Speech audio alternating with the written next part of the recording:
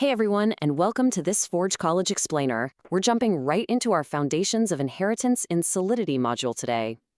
This all fits perfectly inside the Inheritance and Interfaces course, which is part of our massive Solidity from Zero track.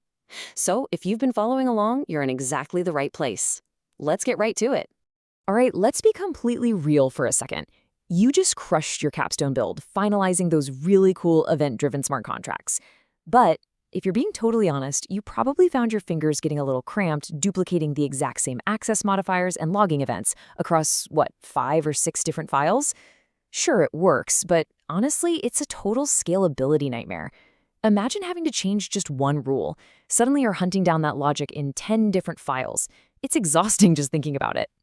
To save your keyboard from the dreaded Control-C, Control-V abuse, today we're mapping out the actual mechanics of inheritance.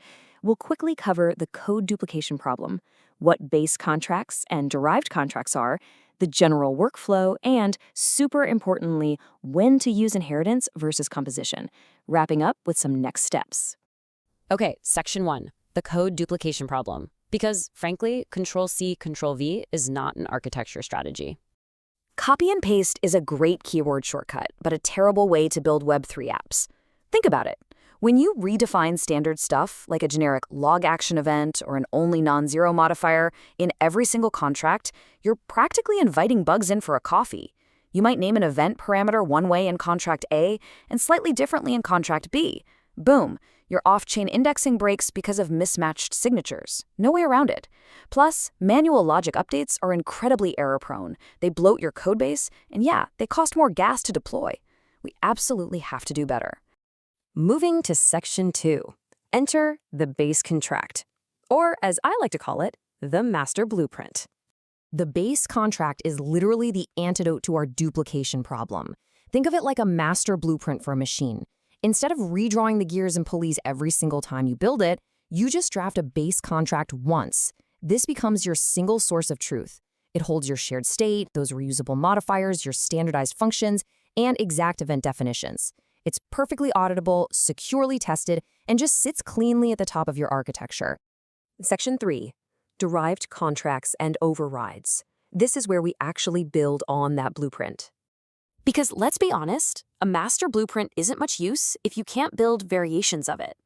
Enter the derived contracts.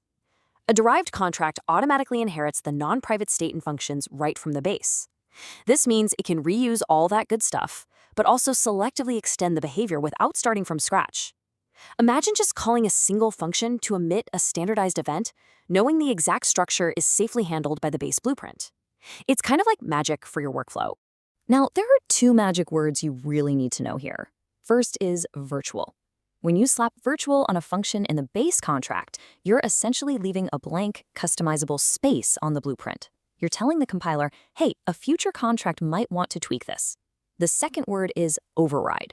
You use this in the derived contract to literally pencil your custom design over that blank space. It's a neon sign saying you intentionally want to swap out the base logic for something specialized. Let's look at this super clean little code snippet. To establish inheritance, you just use the is keyword. Contract, derived B, is BaseLogger. Simple, right? Then check out the function declaration. Internal, virtual, override.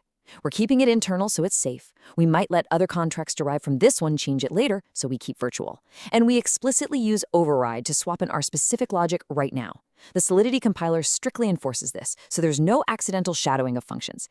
It's just elegant. Section 4, the inheritance workflow. Let's design some smart hierarchies. Okay, the trick here is knowing exactly how to architect these without creating a tangled mess. Step 1, the rule of 3. If you see the exact same logic duplicated 3 or more times in your capstone, extract it. Just get it out of there. Step 2, decide the abstraction boundary. Keep your base contracts cohesive. Please don't dump every random utility into a single massive God contract. Step 3 is planning visibility, which we'll hit in a sec. And step 4, if you're combining multiple bases, sketch out your C3 linearization. That's just a fancy academic term for the order in which contracts are compiled and overwritten. Order matters. Let's circle back to step 3, visibility. Think of visibility keywords as the physical load-bearing walls on your blueprint. Public means the function is part of the ABI. Anyone can call it. Internal is the absolute sweet spot for inheritance. It hides the logic from the outside world, but fully lets derived contracts use it. And private? Well, private is locked down. Even a derived contract can't touch a private variable from its own base. So be incredibly deliberate about where you build these walls. Section 5. Inheritance versus composition. The architectural matrix. Now, mature developers know a secret. Just because you can inherit doesn't mean you always should. If you need shared state and modifiers, absolutely use a base contract.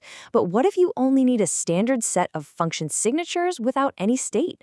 Use an interface. It keeps everything loosely coupled. And if sharing state through inheritance starts looking like a tightly coupled nightmare, pivot to composition. Deploy separate helper contracts and call them. It's often way safer for upgrades. Finally, if you do use multiple inheritance, seriously, watch that linearization order to dodge the dreaded diamond problem. Section 6. Summary and next steps. Taking this from theory to code. We covered a ton of architectural theory today, so let's lock it in. Inheritance completely eliminates identical code duplication. Base contracts are your master blueprints. Derived contracts build on them using that override keyword. Always use virtual deliberately to highlight extension points for other devs. And above all else, before defaulting to inheritance, just take a second to evaluate if an interface or composition might actually be a safer choice. So here's a question for you. Which repeated event or modifiers from your recent capstone project are you going to turn into a base contract? Our very next lesson is a hands-on session called Writing Base and Derived Contracts. So open up those capstone notes right now, find that messy duplicated logic, and bring it to the next session ready to extract it into a beautiful, clean base contract. Thanks so much for hanging out with us for this Forge College Explainer. I really hope this session shifted how you view smart contract architecture. I highly encourage you to head over to forge.college to master even more Web3 topics and continue your journey from zero. Keep building, keep refining those blueprints, and I'll see you in the next one.